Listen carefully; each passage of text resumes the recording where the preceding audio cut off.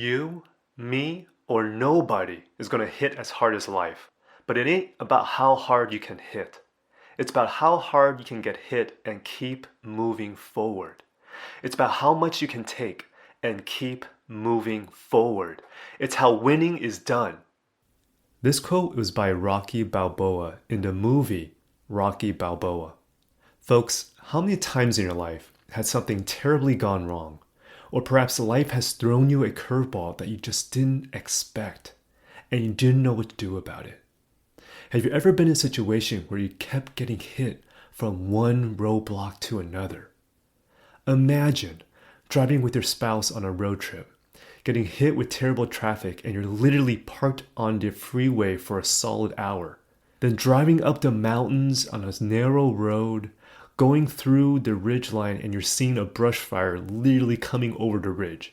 It's like a scene out of the movie War of the Worlds. And you're looking at your spouse and you're like, what is happening? This actually happened to me and my wife a couple years back when we were driving to a conference. There's another quote I want to share. Failure isn't fatal, but failure to change might be. This quote was by John Wooden, a famous college basketball coach. In today's episode, I'm going to dive into the topic of what to do when the unexpected happens. What happens when failure hits you like a brick wall when you least expect it? How do you handle a crisis, or how do you manage expectations when hits the fan? I'm also going to share how the bias method is a useful tool for crisis management. What is the bias method? Tune in to find out. Let's cue the intro. Welcome to the Boom Vision Podcast. I'm your host, Benjamin Ye. This show is about how to create success on top of a solid foundation of your mind, body, and soul. I created this podcast to give you perspectives and frameworks on how to strengthen your mindset and gain clarity in finding your true north. It's time for you to live an extraordinary life with vision that you design. Let's get to work. Hi folks, welcome back to episode 19 of the Boom Vision Podcast. Whether you're an entrepreneur or building your career, it's nearly impossible that things always go perfectly planned, right? In business and in life, there's always highs and lows. There's ups and downs. The question you have to ask yourself is, do you take life like a roller coaster? Do you throw your hands in the air and yell, "Let's go"? Or do you get motion sickness? Do you buckle or do you freeze? There's a quote I want to share. The only real mistake is the one from which we learn nothing. This quote was by Henry Ford. Folks, today's topic is something I felt compelled to share with you because in the last couple of weeks, in 3 separate occasions from a close friend, a past client, and a current client, they've all reached out to me for help because they were handling a crisis or unexpected curveballs. After listening to their situation and how they felt about the situation, I coach how to best empower them, and I felt that it would be very helpful to share some of these learnings with you all. So let's just dive right in. When a crisis happens, or when poop hits the fan, what do you do? Now, there's what's called the 4 F's of trauma. When something really unexpected and shocks you, there's what's called the 4 F's. Fight, flight, freeze, and fawn. So what does that mean? The first F is fight. Your impulse or action is to fight the crisis head on. Either it's the confidence, courage, or it might be the adrenaline that's swaying you to fight the situation head on. Flight is when you have the impulse to avoid the situation, or when you want to flee from it, is to escape or avoid the crisis or the threat altogether. Freeze is when you either physically, mentally, or even a combination of both, you basically freeze in your tracks. You don't know what to do. You're not able to exactly process how to go about the situation, so you're just standing still. It's like almost being physically or mentally paralyzed. And the 4th F is fawn. By avoiding the conflict, you're basically being a people pleaser, and that's a behavior that you're exhibiting. It's when you essentially disconnect from your true inner emotions or feelings in order to pacify the situation. Now, the reason why I feel it's important to share these 4 F's of trauma is because each of us respond to crisis very differently. Now, given the circumstances and how we're wired consciously and subconsciously, do you have the awareness of how you react when crisis hits, when life throws you a curveball? Do you feel you are reacting to your highest and best? Now, there's a story I want to share, and I've gotten permission from the previous client to be able to share this story with you. While being anonymous, this previous client reached out because they were seeking guidance on how to best respond to a situation. And so the situation was that they basically were creating and building a new restaurant. They'd gotten some private equity money and they were building another restaurant in their portfolio. And the problem was that they were hitting budget overruns. Now, they didn't know how to break it to their private equity partner. And so the steps that I walked them through was that, look, first thing is just breathe. Just take a deep breath, calm yourself.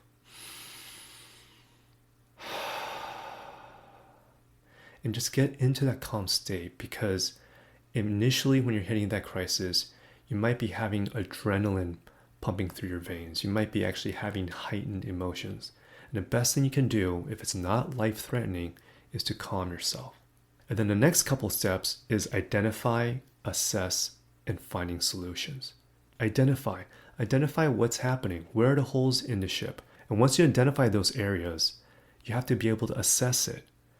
What is the assessment? What is the damages? What is the potential problem and how large it is? Can you quantify it? Both qualitatively and quantitatively. And then after, when you assess, what are the possible solutions?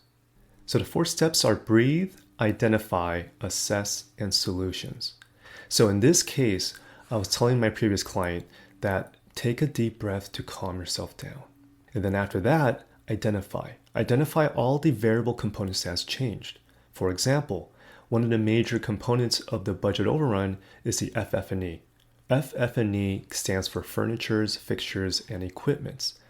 Overall cost has gone up since the pandemic because of the rising cost in the supply chain management. So it's identifying what are those variable components. In terms of A, assess how much of those variables have changed and why. Because if you think about when they initially budgeted this is back in about 2018, 2019, before the pandemic. Those costs back then versus what it looks like now post-pandemic is very different. So if you do a side-by-side comparison, you're able to see what was the expectations going into it before you started versus what does it look like now.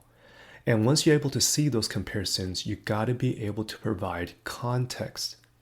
If you share the changes without context, you're leaving that part of the imagination to your counterparts to fill in the blanks.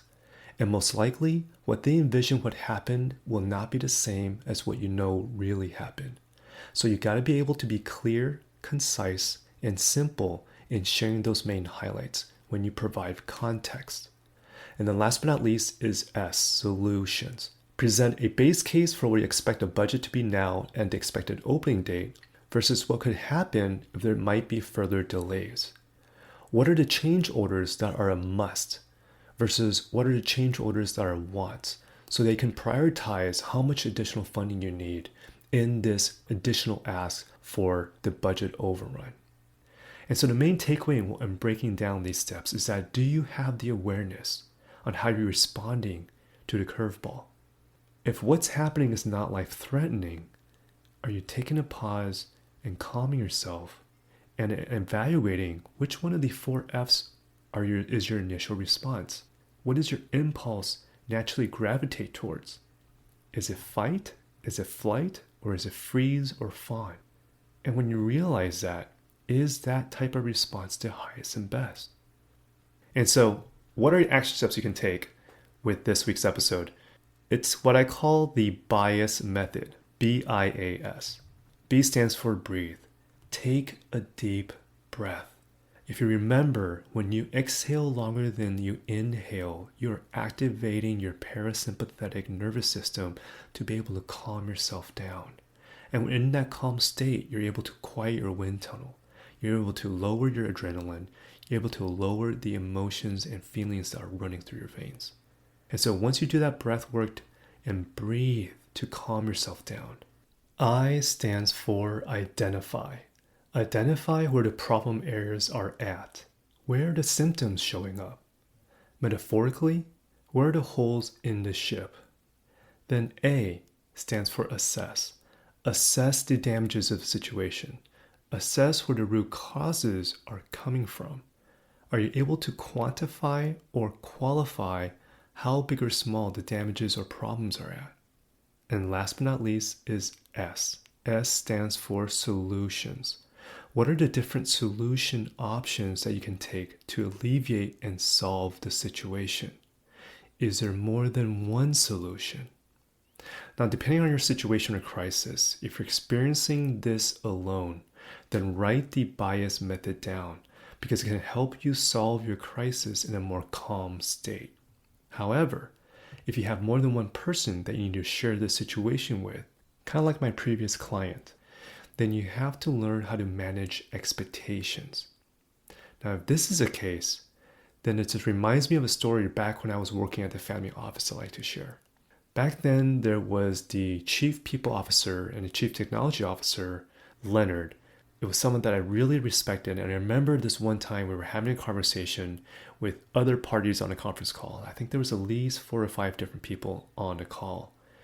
And what happened was we knew before going into the conversation that this conversation was not going to be easy. And I remember in the beginning of the call, when Leonard first introduced himself, he immediately said, "My name is Leonard, but I want to share with you what my intention for the call is today. My intention is to find the most win-win solution for all of us because there's this difficult situation that we have to navigate.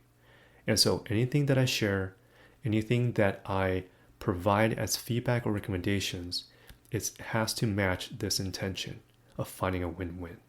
And so when I was listening to Leonard kick off this conversation this way, it was just something that always stuck with me because he basically framed the intention but also the workability in having everyone just be in alignment that this is not an easy conversation, but if we can do it with the right intentions out of the gate, then it's a lot easier to work with. And so why I'm sharing that with you is that when you have to manage expectations, it's best to be able to be very clear and transparent on what your intentions are from the beginning before you dive right in. It really sets the tone. And so one of the techniques that I use before delivering, after having done the bias method, before I deliver these news and have a conversation with counterparts, is that before I pick up the phone, before I start that video call, I set my intentions. If you say a prayer and just say, "My intention for today's call is to bring as much love, light, and collaborative energy into this conversation. Please support me in holding this space for this energy in this conversation." And I realized that when I do that, not only does it calm my mind and really having my intentions on the forefront, but I'm really giving that energy into the conversation. And it really works. It helps me frame it, but also that energy brings this calmness so that when I am talking with the other counterparts, no matter how difficult it is, it doesn't get out of hand because I declared that intention out loud before the call and also even in the beginning of the call. Kind of what Leonard did in that story. And so final thoughts for today's episode. There's a quote I want to share. Failure is so important. We speak about success all the time. It is the ability to resist failure or use failure that often leads to greater success. I've met people who don't want to try for the fear of failure. This quote was by J.K. Rowling. Folks, I hope by introducing this framework, you have a better sense of how to manage expectations and know what to do when poop hits the fan. Rather than freeze, take a deep breath. Rather than worry, identify where the holes are. Assess the damages. Create solutions that you can take to remedy the situation. When the unexpected happens, when you hit a roadblock, when things go just not as planned, do you often take that as a failure? I have to consciously remind myself sometimes to see those instances as lessons. The greater the lessons, the greater you are setting yourself up for a bigger success. By exercising and expanding your imagination muscle, you'll be able to give yourself the space to see more perspectives if you stay curious and not judgmental. I'd love to hear your thoughts. Send me a DM on Instagram at Benjamin Ye, or leave a comment and review if you resonate with today's episode. Does this BIAS method, BIAS, does it help you process and methodically think through how to solve for your crisis?